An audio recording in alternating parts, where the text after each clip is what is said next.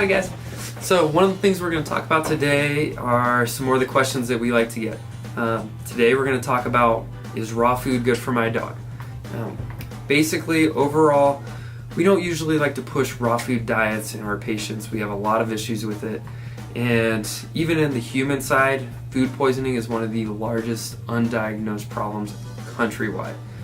There are millions of cases, or at least those are the numbers I've been told, per year. Most of the times those things are through deli meats, things like that, where they get undiagnosed salmonella, E. coli, different things of that nature, but those are the two big ones. So in the market, or when you go to Walmart, PetSmart, wherever, there's a big niche market for, you know, the grain-free foods, the raw foods, and they have a little section now with keeping food cold, never frozen. It comes in the little sausage bag or the food bags where you kind of unroll it and cut it into like sausage patties, and you can mix it in, that type of thing. I think we're pretty fortunate. We're in America, so a lot of our processed foods are better than they would be in other countries, so we have a little less of a problem. That doesn't mean we don't see the problem or it goes undiagnosed. I think there's a place for raw food diets, and there are times and situations, but I do think there's a lot of marketing that is involved with, I want to feed my dog a raw diet and nothing but a raw diet. You've got to be careful, because if you aren't supplementing the right macro and micro minerals, you will develop problems down the road. And some of those are cardiac problems, different things of that nature that are irreversible.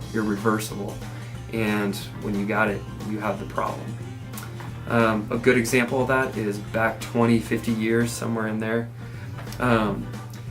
They were messing with cat diets, and we used to see a lot of what's called HCM, so hypertrophic cardiomyopathy in cats, aka the heart wall got thicker and the heart couldn't pump enough blood to the rest of the body. That causes a problem, surprisingly. Basically, all it came down to was it was a dietary deficiency in the diet. They were short on tyrosine, and once they started supplementing that, basically that problem in the feline population virtually completely disappeared. There have been some manufacturers here in the last couple years where they've been trying to get into a niche market, you know, grain-free or this or that or whatever, and we've been seeing some problems with that disease or these cardiomyopathies, heart problems, showing back up in the general population. And going back and looking at them, this study was in the last 1 to 2 years, it showed they were deficient in these same areas. So be careful if you do raw food diets. You can do it, but there's a way to do it, and if you're going to do it right.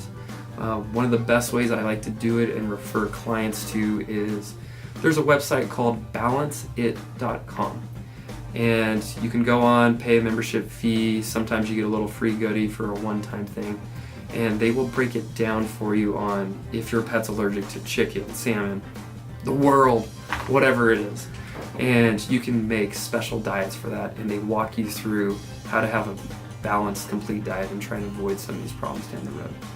So don't want to scare you away from raw food diets. I'm not a big fan of them, but I do think there is a time and a place for them when nothing else is working. And, you know, baby steps, and just touch base with your veterinarian, and we'll go from there, guys. Hope you have a great day, and we'll see you next time. Bye.